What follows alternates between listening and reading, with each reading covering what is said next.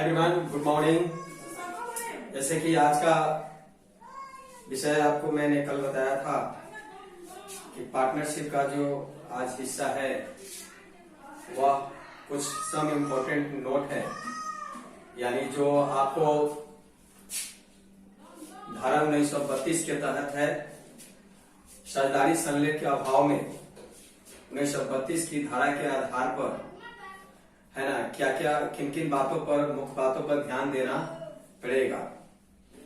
तो इसमें कुछ सम इम्पोर्टेंट मैटर्स है, कुछ सम इम्पोर्टेंट जो है, कुछ महत्वपूर्ण बातें हैं, उस पर आपको ध्यान देना होगा। फिर उसके बाद मैंने आपको कल प्रॉमिस किया था कि आज 25 है, तो फिर आज 25 आपके सामने लाइव हो रहा हूं और आप इस इम्पोर्टेंट नोट को है ना, आप सबसे पहले जब किसी भी लेक्चर का अगर आप YouTube पे एजुकेशन से संबंधित कोई आप रिसीव करना चाहते हैं कुछ, तो आपको सबसे पहले है कि कॉपी कलम लेकर बैठना चाहिए। जब भी आप YouTube का इस्तेमाल करो, एजुकेशनल YouTube से आप जुड़े, उस सभी महत्वपूर्ण जो है, चाहे जो भी पढ़ाता हो है ना, उनके पढ़ाए हुए तत्वों पर ध्यान देकर उसको सभी को समझना चाहिए और सबको नोट करना चाहिए। तो चलिए, आज मैं आपको साझेदारी संलेख के अभाव में यदि पार्टनरशिप में अगर कोई अग्रीमेंट नहीं होता है तो उस अग्रीमेंट के अभाव में आपको क्या क्या जो है, किन किन मुख्य बातों पर ध्यान देना चाहिए, यहाँ पे आपको है ना ध्यान देना है। उसके बाद जो मैं आपको profit and loss appropriation account में जाऊंगा, तो आपको यहाँ पे देखना है कि क्या है बोर्ड पर। सबसे पहले आप बोर्ड पर वो देख लीजिए, नेट एंड क्लीन रूप से है ना सब कुछ लिखा हुआ है। इसके बारे में मैं एक्सप्लेन करूंगा, तो पहले आप इस बोर्ड को देख ले। पूरा फिगर आपके सामने है, पूरा तस्वीर सामने है, साफ सुथरा लिखा हुआ है। तो चलते हैं अपनी कंटेंट पे। इस कंटेंट में क्या क्या जो है मुख्य धाराएं है जिस पर विशेष ध्यान देना पड़ेगा। पहला है वैसे provision of the Indian partnership act 1932 in options of A partnership content या डिट। मतलब साझेदारी संलेख में सपोज दैट आपने साझेदारी किया, दो या दो से अधिक व्यक्ति मिलकर जो है व्यवसाय की स्थापना किया, साझेदारी संलेख की स्थापना किया, तो उसमें यदि अग्रीमेंट नहीं हुआ है, यदि अग्रीमेंट नहीं हुआ है तो उस अग्रीमेंट के अभाव में आप क्या कर सकते हैं, है ना। उसमें मुख्य बातें ये है लिखा हुआ, जो 1932 की धारा के अंतर्गत आता है। यदि साझेदारी संलेख का अभाव है तो उसमें 1932 की धारा 4 के अनुसार मुख्य महत्वपूर्ण तत्वों या बातों पर ध्यान देना जरूरी होता है। पहला है salary commission and remuneration. Salary commission and remuneration मतलब क्या, यदि साझेदारी संलेख का अभाव है तो क्या साझेदारों को सैलरी कमीशन रेम्यूनरेशन दिया जाएगा।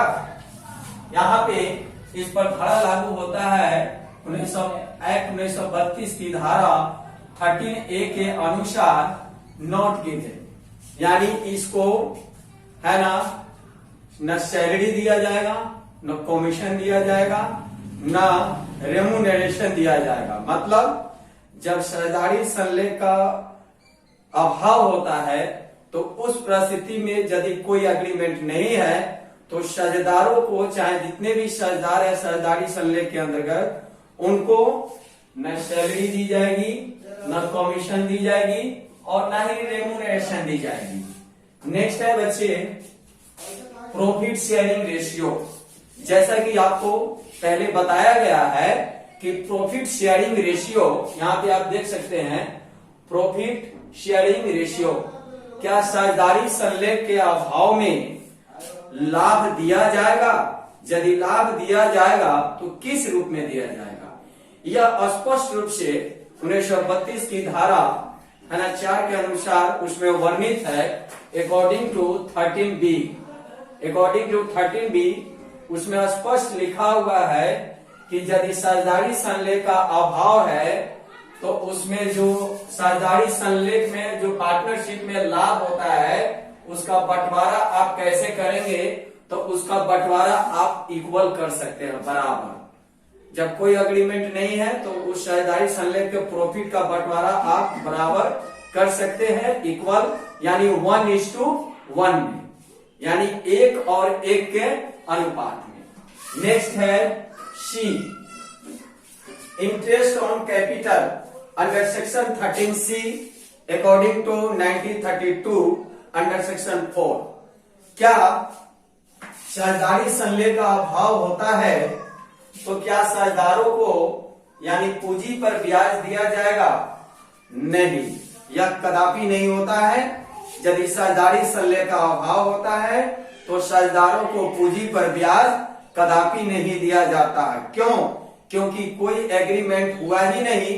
तो जब कोई एग्रीमेंट नहीं है, उसमें लिखित प्रमाण नहीं है ना, तो उसको जो है यानी पूंजी पर ब्याज नहीं दिया जाएगा। यदि एग्रीमेंट हुआ है और एग्रीमेंट में यह लिखा हुआ है कि हाँ interest on capital means capital पर ब्याज दिया जाएगा, तो यह संभव है।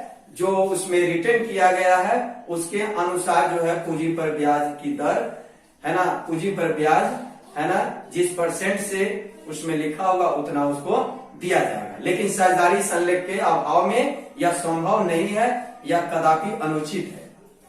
नेक्स्ट है interest on loan and advance. Interest and loan and advance का अर्थ होता है यदि आप साझेदारी संलेख की स्थापना करते हैं, अगर साझेदारों ने अलग से पूंजी के अलावा कोई अगर लोन के रूप में दिया है, सपोज दैट मानो कि ABC 3 साझेदार है, उसने शुरू में कैपिटल कुछ अपना योगदान कंट्रीब्यूशन करके साझेदारी संलेख की स्थापना किया था। उसके अलावा ए अलग से लोन दे रखा है फर्म को, तो क्या उस पर उसको ब्याज मिलेगा? यह भी साझेदारी संलेख के अभाव में यह अनुचित है, यह संभव नहीं है। क्यों?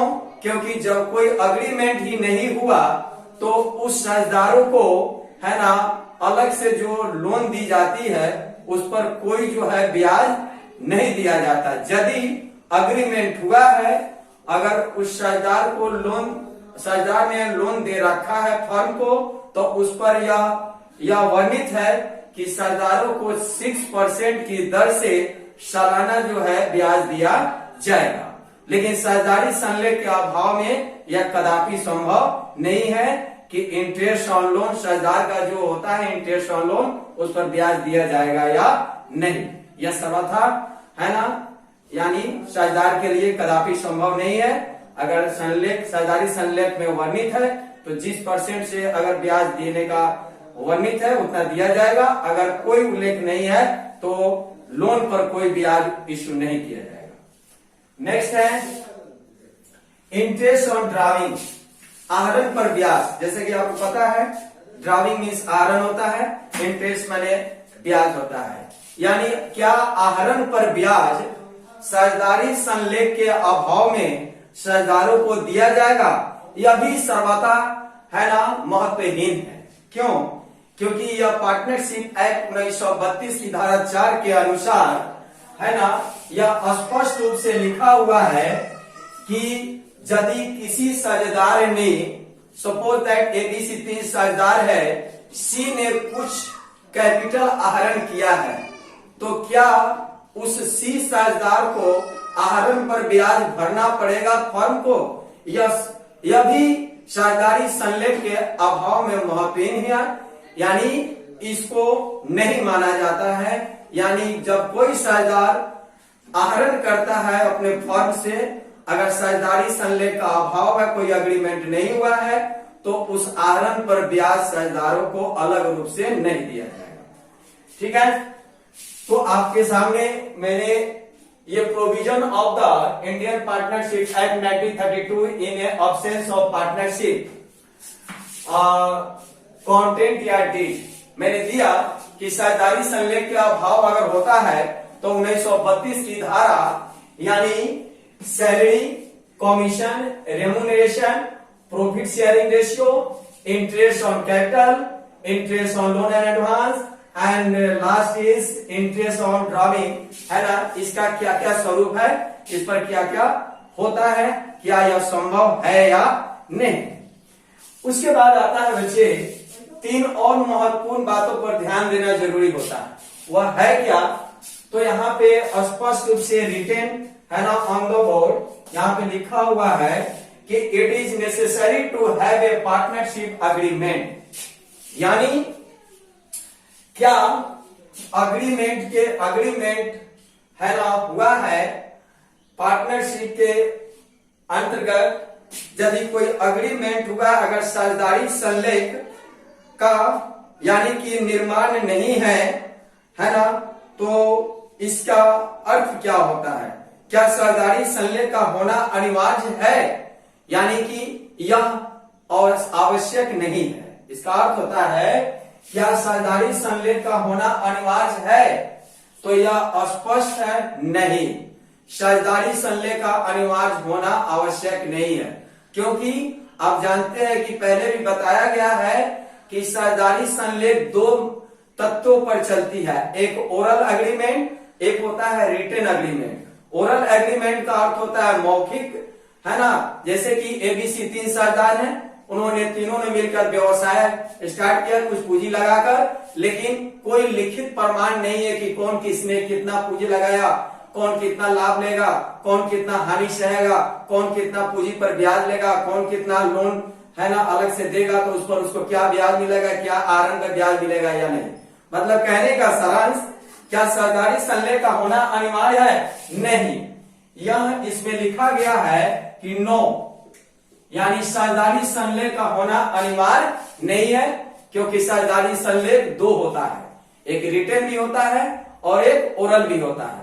तो अगर मौखिक होता है तो इसमें कोई जो है अग्रीमेंट की आवश्यकता नहीं है, इसलिए है ना यह मान्यता है ना मान नहीं है। नेक्स्ट है, it is necessary to have partnership agreement is written, क्या साझेदारी समझौते का लिखित होना आवश्यक है, यह भी कदापि सर्वथा है ना यानी गलत है, यानी नहीं। क्या साझेदारी संलेख का लिखित होना अनिवार्य है, यह भी स्पष्ट रूप से है ना इसका खंडन किया गया है, नहीं। अग्रीमेंट के आधार पर भी फर्म चल सकता है और मौखिक भी चल सकता है, इसलिए यह अनिवार्य नहीं है। नेक्स्ट आता है, it is compulsory to have partnership deed registered, मतलब क्या साझेदारी संलेख का पंजीयन कराना अनिवार्य है, क्या साझेदारी संलेख का पंजीयन कराना अनिवार्य है, इसको भी खंडन किया गया, नहीं। साझेदारी संलेख का यानी साझेदारी संलेख का अनिवार्य होना आवश्यक नहीं है, क्यों, क्योंकि पहले भी बताया जा चुका है कि साझेदारी संलेख जो है दो तरह का होता है, एक ओरल होता है, एक रिटेन होता है। तो आप अगर पार्टनरशिप एक्ट के तहत अगर आप दोनों में से जो भी विधि अपनाना चाहते हैं उसके आधार पर अगर करते हैं, है ना, तो इसमें वर्णित है। इसके लिए स्पष्ट क्या धारा में बता दूं कि इसमें आता है 1908 की धारा आता है। यदि साझेदारी संलेख का अभाव है या यदि आपने है ना पार्टनरशिप का गठन करते समय आपने कोई अग्रीमेंट नहीं किया है, तभी भी व्यवसाय आपका चलेगा, लेकिन यह जो है बाद में टूट जाती है, क्योंकि लिखित प्रमाण नहीं होने के कारण बाद में कलह झगड़े का घर हो जाता है, यानी व्यवसाय का डिसोल्यूशन हो सकता है, विघटन हो सकता है। ऐसा इसलिए क्योंकि है ना आज चल रहा है, कल ज्यादा प्रॉफिट होता है, कल कम होगा।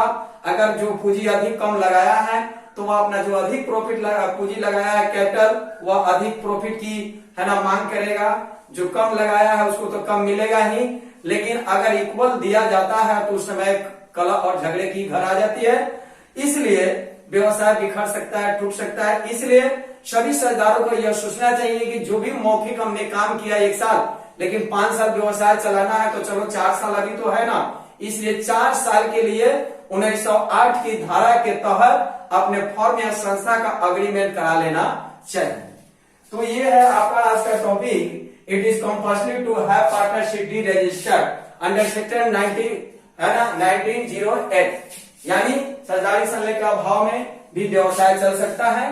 यदि आप इसको चलाना चाहते हैं तो चलाएं, ठीक है, लेकिन अगर बात बिगड़ने की बात है तो इसको 1908 की तहत एग्रीमेंट का जो धारा है उसके तहत आपको फर्म का रजिस्टर करा लेना अनिवार्य होता है। ठीक है, ओके देन आप ठीक से एक बार देख लीजिए, क्योंकि आपको नोट करना है ना, जो भी है इसको कॉपी पे आप जो भी आपको मिल रहा है वो सबको नोट करना है, क्योंकि 2 महीने के लगभग क्लासेस आपको इसी तरह चलती रहेगी, क्योंकि आप जान रहे हैं कि लॉकडाउन की स्थिति है, इसमें कब क्लासेस खुलेगी इसका कोई ठीक नहीं है। इसलिए इसको पूर्ण रूप से है ना स्पष्ट रूप से देखे, बातों को ध्यान में रखते हुए इस सभी को आप नोट करेंगे, उसके बाद जो है ना आगे की प्रक्रिया की जाएगी। नेक्स्ट आता है, फिर एक बार देख ले आप लोग, मैं बोर्ड से हट जाता हूं, क्या लिखा हुआ है कि आपको नोट करने में ठीक रहेगा। हो गया, अब देखिए आगे। नेक्स्ट है profit and loss appropriation account. अब इस पर आपको ध्यान देना है। Profit and loss appropriation account होता क्या है ना, इसके बारे में मैं कल जो है खाका तैयार करूंगा और बताऊंगा। यानी प्रॉफिट एंड लॉस एप्रोप्रिएशन के बारे में जानने से पहले है ना, ये तो 12 की बात है, आपको 12वीं में पढ़ना है सेकेंड ईयर में, लेकिन फर्स्ट ईयर में भी प्रॉफिट एंड लॉस आप लोग ऑलरेडी जो है रीड कर चुके हैं। बताते हैं क्या, जैसे कि इसमें सबसे पहले आपको 2 बातों पर ध्यान देना अनिवार्य है।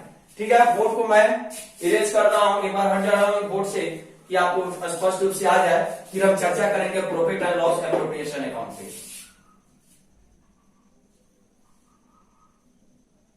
चलिए हटाते हैं।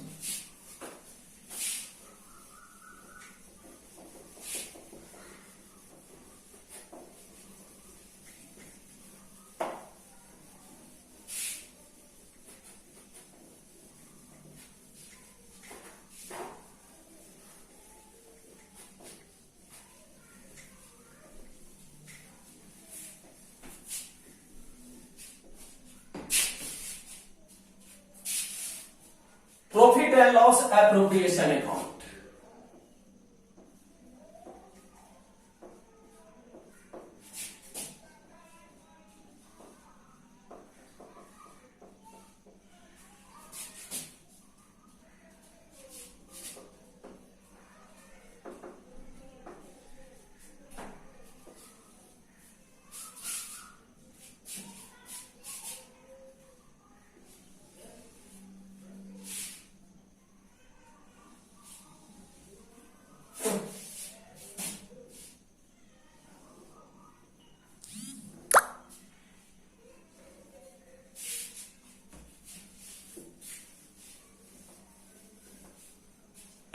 आते हैं बच्चे profit and loss appropriation account में।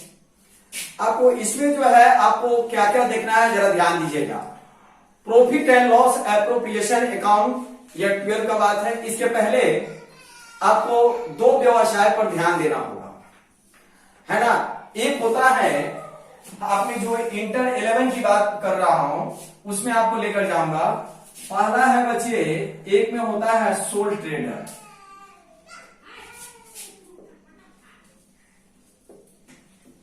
सोल ट्रेडर या ट्रेडिंग। नेक्स्ट है 2 है ना पार्टनरशिप।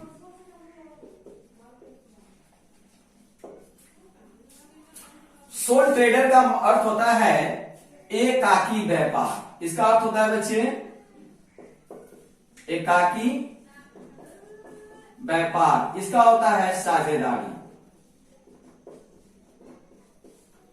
साझेदारी जो अभी आप पढ़ रहे हैं, इसके पहले आपने 11th में जो पढ़ा था एकाकी व्यापार के बारे में, उस पर आपको मुख्य रूप से ध्यान देना जरूरी है। एकाकी व्यापार होता क्या है? एकाकी व्यापार का अर्थ होता है एक व्यक्तियों के द्वारा है ना पूंजी लगाया जाना और एक ही व्यक्तियों के द्वारा है ना लाभ अर्जित करना। अगर व्यवसाय में कोई अगर हानि होता है तो एक ही व्यक्तियों के द्वारा सहन करना। मतलब कहने का सारांश, एकाकी व्यापार सोल ट्रेडर का अर्थ होता है कि एक व्यक्ति के द्वारा पूंजी लगाया जाता है, एक ही व्यक्ति के द्वारा उसमें एक ही व्यक्ति को लाभ अर्जन होता है, एक ही व्यक्ति को हानि सहन करना पड़ता है।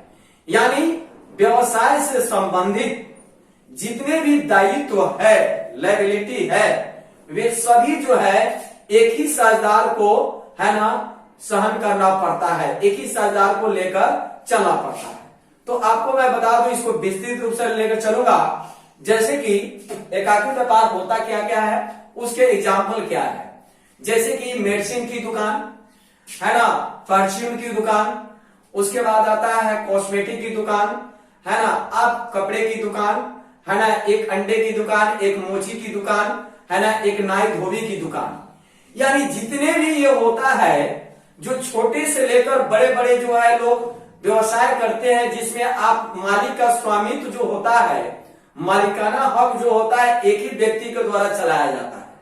यानी एक व्यक्ति के द्वारा ही कोई फर्म अगर ऑपरेटिंग होता है या संचालन, ऑपरेटिंग नहीं संचालन, यानी कोई फर्म अगर एक ही व्यक्ति के द्वारा यानी संचालित होता है तो उसे हम जो है क्या कहते हैं, यानी कि सोल ट्रेडर, है ना, या सोल ट्रेडिंग करते हैं। मतलब अब इससे स्पष्ट है कि सोल ट्रेडर क्या है। लेकिन आप अब 12 में साझेदारी पढ़ रहे हैं, तो साझेदारी से पहले आपको प्रॉफिट एंड लॉस समझने के लिए आपको सोल ट्रेडर पर ध्यान देना है। जैसे मैंने बताया कि नाई मोची, है ना, मेडिसिन, पान पनेरी की दुकान वाले, कपड़े की दुकान वाले, अंडे की दुकान वाले, है ना, ये जितने किराना वाले, ये मेडिसिन, कॉस्मेटिक वगैरह, है ना, ये सब का मालिकाना हक किसी एक विशेष आदमी का होता है। इसी को बच्चे हम लोग एकाकी व्यापार कहते हैं, सोल ट्रेडर कहते हैं। इसमें होता था क्या, इसको पहले जानना है। इसमें आपको बताया गया था 11th में, यानी सबसे पहले आपको लेखांकन प्रक्रिया इसमें जो होती थी क्या, सबसे पहले आपको सिखाया गया था, है ना, एक में जर्नल एंट्री, जर्नल एंट्रीज, दो में आपको बताया गया था कि जर्नल एंट्री का, है ना, आप पोस्टिंग कैसे करते हैं लेजर में, तो इसको लेजर का रूप दिया गया। लेजर यानी खाता बही, जैसे जर्नल करते हैं, है ना, कैश टू कैपिटल, है ना, मोहन को cash, cash pay to Mohan, Mohan to cash, है ना, cash receive from Ram, cash to Ram. इस तरह का जो है बहुत से सारे आप जर्नल प्रविष्टियां करते थे 11th में, वो सब आपको रिमेंबर होगा, याद होगा। तो कहने का सारांश है कि आप जर्नल जो करते थे, उस जर्नल से आप लोग लेजर बनाते थे।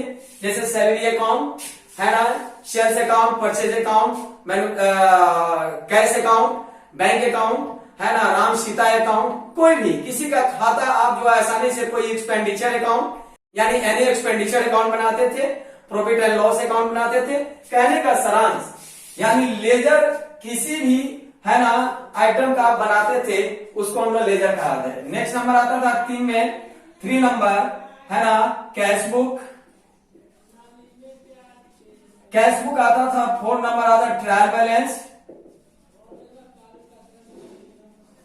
उसके बाद आपने पढ़ा था 5 नंबर में रेक्टिफिकेशन ऑफ एरर,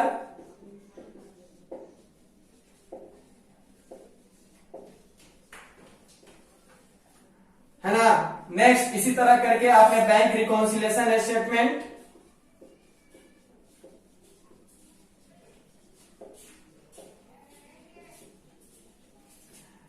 डेप्रिसिएशन,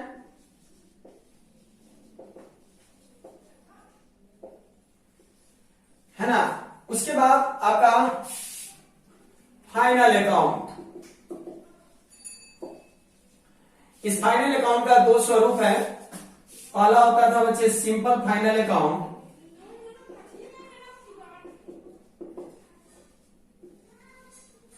एक नंबर, दूसरा था adjustment.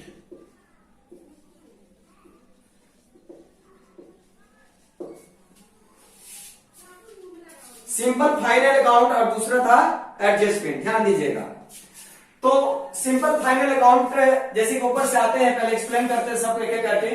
Cash book cash book आप लोग बनाते थे, लेजर के बाद कैश बुक बाद ट्रायल बैलेंस बनाते थे। तो ट्रायल बैलेंस के बाद रेक्टिफिकेशन एरर आपने पढ़ा है ना, अशुद्धियों का सुधार, बैंक रिकॉन्सिलिएशन, बैंक समाधान विवरण पढ़ा था आपने, डेप्रिसिएशन यानी ह्रास के बारे में जाना था। ठीक है, अब आता है इसमें हमको देखना है कि अब फाइनल अकाउंट, यानी फाइनल अकाउंट से संबंध है बच्चे, जो इसका मुख्य दूसरा जो भाग होता है फाइनल अकाउंट का, यानी प्रॉफिट एंड लॉस अकाउंट, जो इसका संबंध है आपको साझेदारी से संबंध है, पार्टनरशिप से संबंध है। कैसे, मैं आपको बता रहा हूं, पहले एक बार बोर्ड देख लीजिए क्योंकि आपको नोट करना है। हो गया, मैं इसको इरेज कर रहा हूं फिर आगे की कहानी के लिए, आगे बताने के लिए चलते हैं।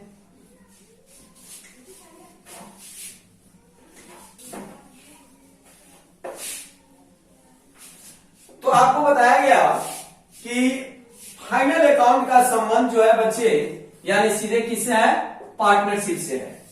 यहां पे आपको देखना है कि हमने ये इसको हम लोग सोल ट्रेडर के अंतर्गत, एकाकी व्यापार के अंतर्गत पढ़ा था, लेकिन इस प्रॉफिट को हम लोग पार्टनरशिप में कैसे रखते हैं इस पर ध्यान देना है। तो अब कहने का सारांश है कि फाइनल अकाउंट में सबसे पहले आप बनाते थे क्या, ट्रेडिंग अकाउंट, उसके बाद बनाते थे है ना प्रॉफिट एंड लॉस अकाउंट, उसके बाद फाइनल बैलेंस शीट आर्थिक चिट्ठा जिसको कहा जाता है, उसको आप लोग स्टेटमेंट बनाते थे है ना। तो हमको यहाँ स्टेटमेंट से मतलब नहीं है, यहाँ फाइनल अकाउंट के, यानी पहला जो ट्रेडिंग अकाउंट होता था, दूसरा होता था प्रॉफिट एंड लॉस अकाउंट, यानी ट्रेडिंग अकाउंट का जो ग्रोस प्रॉफिट होता था उसको आप प्रॉफिट एंड लॉस के है ना क्रेडिट में ट्रांसफर करते थे।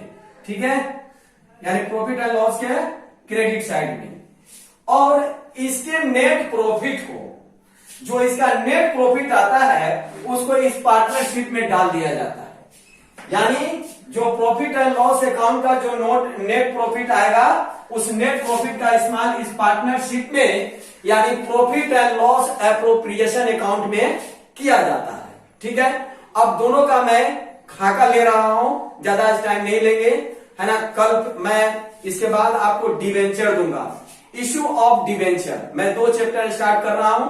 पहले फर्स्ट 100 आवर्स का मेरा रहेगा पार्टनरशिप, एंड सेकेंड जो आवर्स मेरा रहेगा वो आपको इश्यू ऑफ डिवेंचर देंगे, क्योंकि इश्यू ऑफ डिवेंचर भी साथ साथ 2 चैप्टर पढ़ेंगे है ना। 2 वीडियो मेरा आज के बाद लोड होगा तो आपको फायदा करेगा, क्योंकि जो आपका बैकअप हो गया है पढ़ाई, आप उसको जो है इस वीडियो को देखकर इसको अच्छे ढंग से समझकर आप चाहे तो आप 2 सब्जेक्ट को आप यानी कैरी इसको कर सकते हैं, इसको रिसीव कर सकते हैं, इसको अच्छे ढंग से कर सकते हैं। तो आज ज्यादा टाइम नहीं लेंगे आपके साथ, मैं आपको सिर्फ इसके बारे में थोड़ा सा बताऊंगा, फिर इसकी बारे कल इसको देखा जाएगा या जो टाइम अगला आएगा उसमें देखा जाएगा। तो आपको बताया गया कि बच्चे ट्रेडिंग अकाउंट का जो ग्रोस प्रॉफिट होता था उसको प्रॉफिट एंड लॉस अकाउंट के क्रेडिट में डाला जाता था। तो सबसे पहले हम जरा इसके यानी कि खाका को देखेंगे क्या होता था, फिर हम profit and loss appropriation account देखेंगे।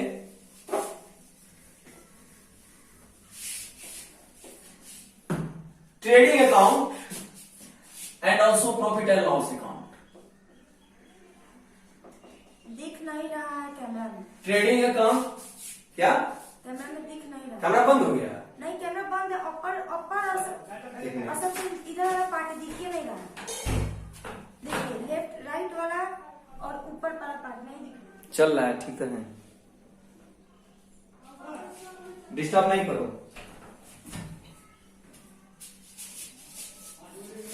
तो trading and profit and loss account, trading account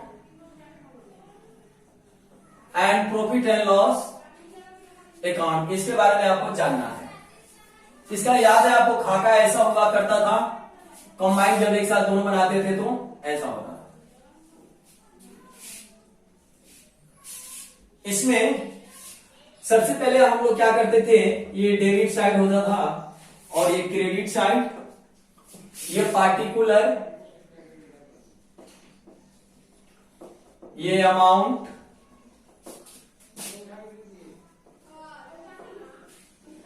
और ये होता था अमाउंट। ध्यान दीजिएगा, इधर टू और इधर by. To that is called debit side, by that is called है ना क्रेडिट साइड। अब यहां पे ध्यान देना है। तो सबसे पहले ट्रेडिंग अकाउंट में आप लोग क्या लिखते थे? Opening stock.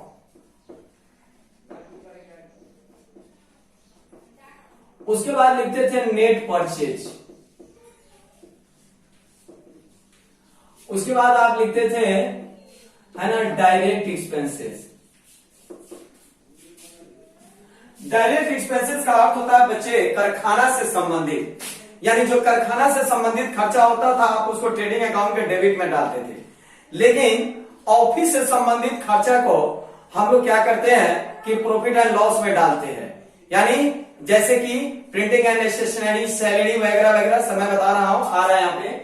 तो डायरेक्ट एक्सपेंस जैसे गैस, फ्यूल है ना, वाटर, उसके बाद आता है इलेक्ट्रिसिटी, ऐसे करके बहुत सारे खर्चा है जो आपको 11 में ढंग से बताया गया था। लेकिन उस सब यहाँ पे हमको सिर्फ समझना है क्योंकि हमको अभी पार्टनरशिप पर ध्यान देना है। तो ऐसा करके है ना बाई इधर होता था बच्चे by net cell. Net cell और नेट परचेज समझ लिया। नेट सेल का अर्थ होता है सेल में से, टोटल सेल में से सेल्स रिटर्न घटाने के बाद जो आइटम बचता है उसको नेट सेल कहते हैं, है ना। उसी तरह नेट परचेज, नेट परचेज का अर्थ होता है कि परचेज टोटल जो क्रय किया है आपने, खरीदारी किया उसमें से परचेज रिटर्न यानी क्रय वापसी को घटाने के बाद जो शेष बचता है उसको परचेज रिटर्न कहते हैं। तो नेट सेल यहां पे आपने अमाउंट लिखा। उसके बाद यहां पे आपने लिखा था क्लोजिंग स्टॉक, क्लोजिंग स्टॉक। अब इसके बाद अगर बच्चे है ना क्रेडिट, सपोज दैट कि क्रेडिट ज्यादा है ना, क्रेडिट अगर ज्यादा है और डेबिट कम है तो क्रेडिट बैलेंस को आप लोग ग्रोस प्रॉफिट लिखते थे, टू ग्रोस प्रॉफिट, और लिखते थे transfer to profit and loss account. यानी क्रेडिट बैलेंस, ट्रेडिंग अकाउंट का जो क्रेडिट बैलेंस होता है उसको हम लोग ग्रोस प्रॉफिट करते हैं। मतलब क्रेडिट ज्यादा हो और डेबिट कम हो तो जो अंतर की राशि आएगा वह ग्रोस प्रॉफिट कहलाएगा। अब इस ग्रोस प्रॉफिट को हम लोग पीएल में ट्रांसफर करते थे। यहां पे by gross profit transfer from है ना ट्रेडिंग अकाउंट, ऐसा आप लिखते थे। जो भी अमाउंट यहां लिख देते थे, ओके। उसके बाद यहां पे शुरू करते थे पीएल अकाउंट, तो टू सैलरी से स्टार्ट करते थे, सैलरी। अब उसके बाद इनडायरेक्ट एक्सपेंस, इनडायरेक्ट है ना एक्सपेंसेस, या इसको ऑफिस एक्सपेंस भी बोलते हैं।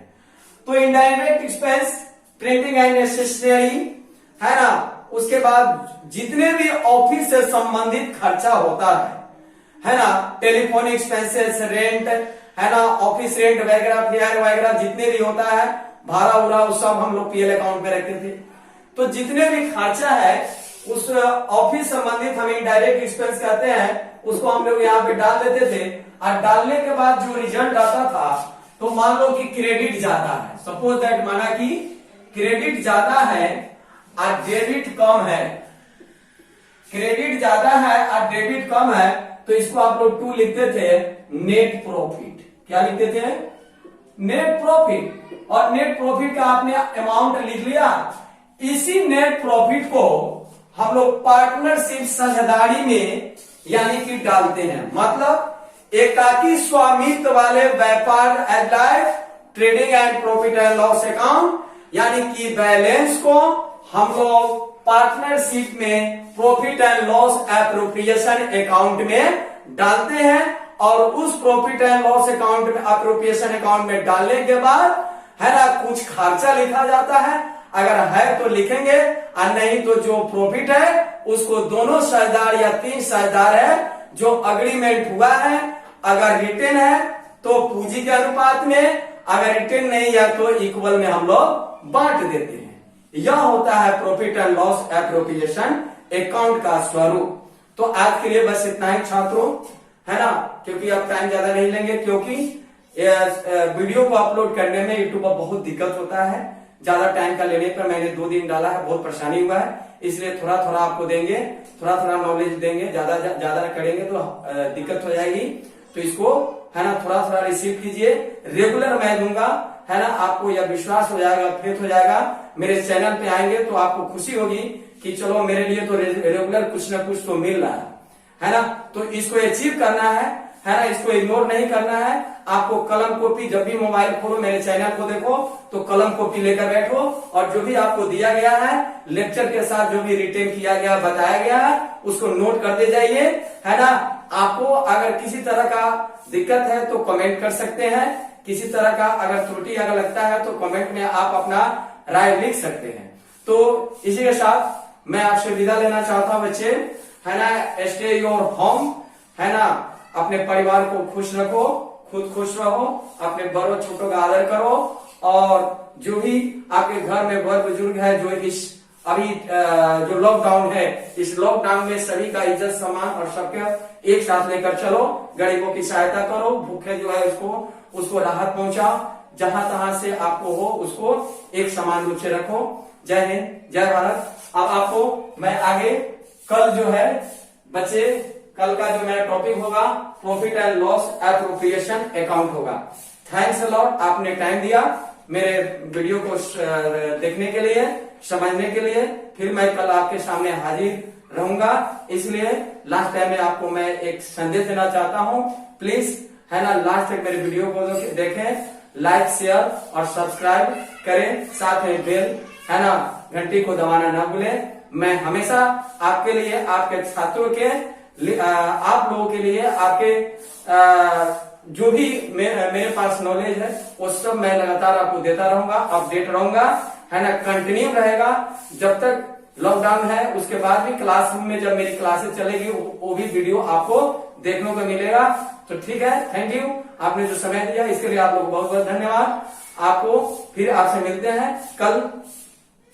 Bye, have a nice day, take care and take your family and be happy your family.